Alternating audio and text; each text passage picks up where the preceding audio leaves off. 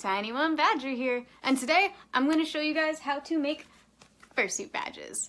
This is not my character, this is Yamashizen's character, and it's fan art, but I really like the way that I make fursuit badges, and I thought maybe you guys would kind of like to know how I did it. So, let's go.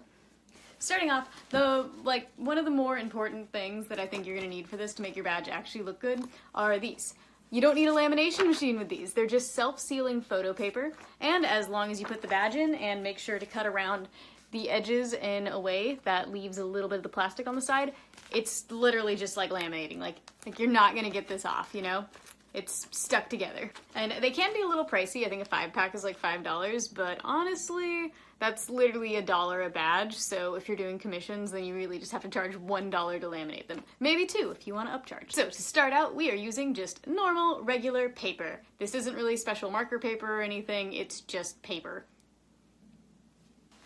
I'm gonna start with a base sketch, and I'm keeping my pencil sketches super light. Like, I am barely touching the paper because I need to erase as much of this as I can before I do the marker.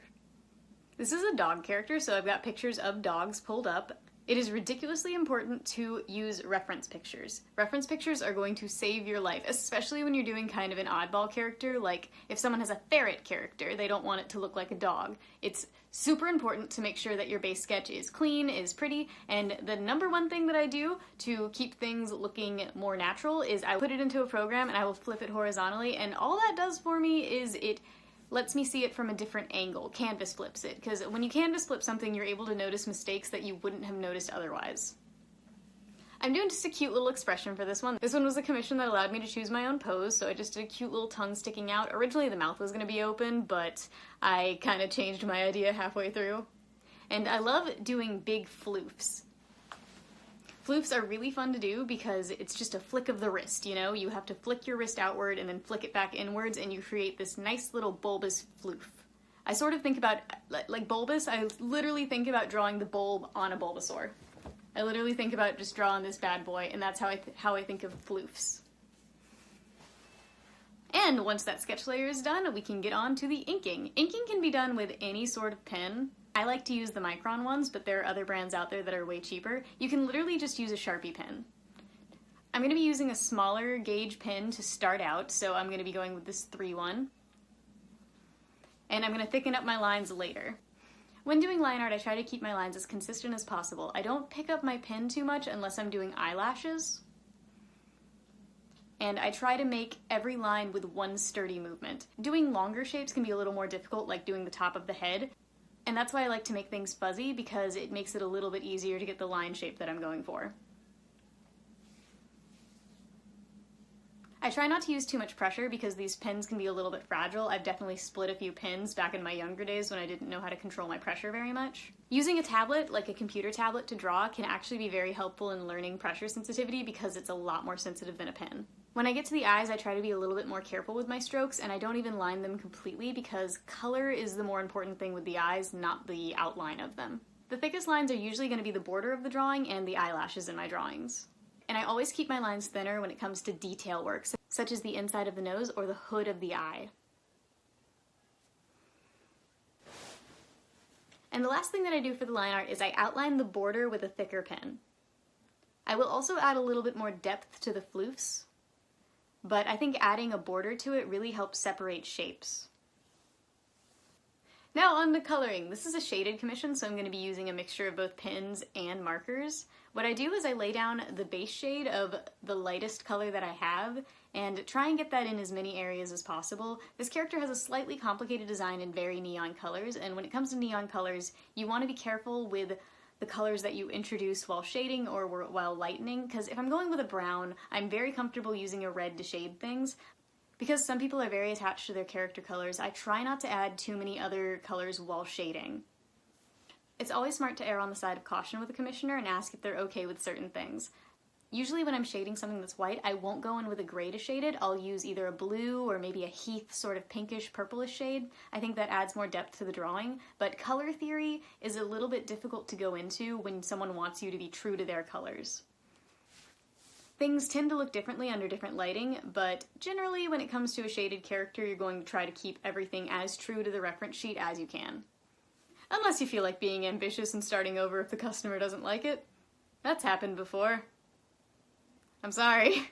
Coloring really is something that's difficult to teach. I'm honestly not really sure where to go with the voiceover here, but just sort of go with the flow of things and generally things will turn out alright. Go lightest to darkest and be very gentle with certain colors. Some blues show up way more pigmented than they look like they will. Test out your colors before using them on the paper is the most important thing that I can tell you when it comes to coloring. I usually keep a little patch next to the paper to see how things go on, because colors show up different on different types of paper. Isn't that weird? Like thicker paper, colors will turn out darker.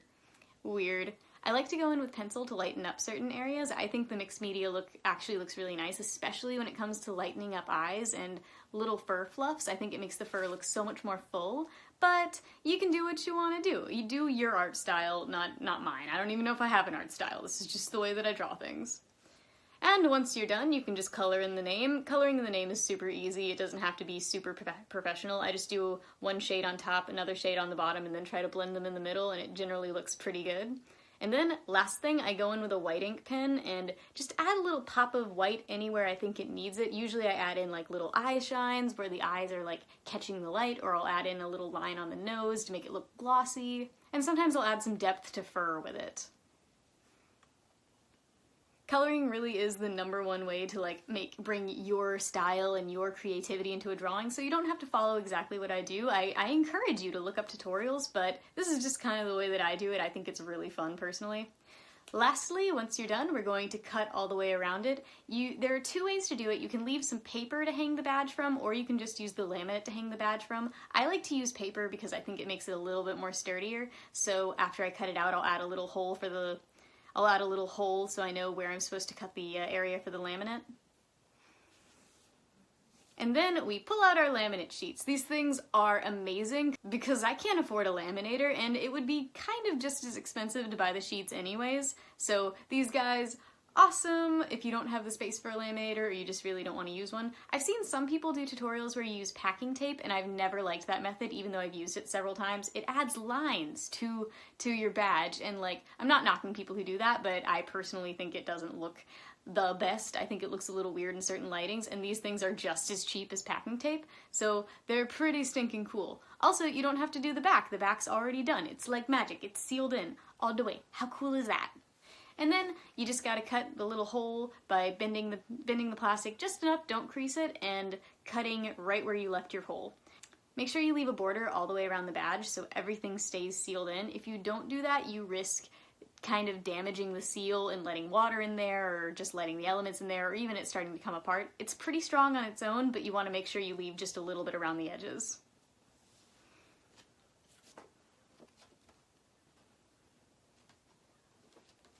And ta-da! You've got your badge. Now just put a little badge clip on there. You can get these at Walmart. I think I got this pack for like $3 for a bunch of them. And you have a badge. How cute is that? This one was a commission, so it's not my character. If this is your character, it was very cute and fun to draw. I love drawing like little derpy expressions, so this was really fun. So yeah, that's how I make badges. Now you can make some of your own, or not. But I think this laminate idea is like the ticket out of this, because this way if you get art, like digital art, you can print it out and then just laminate it. So you can literally make a badge out of all of your art. So I just think this is a cool little trick. Also, it sounds cool when you wiggle it.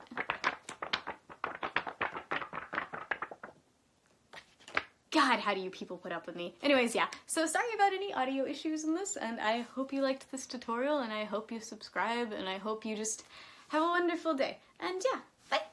Also, I'm sorry if my audio sucks. I kind of forgot to plug in my microphone, and I really don't want to re-record everything I just did.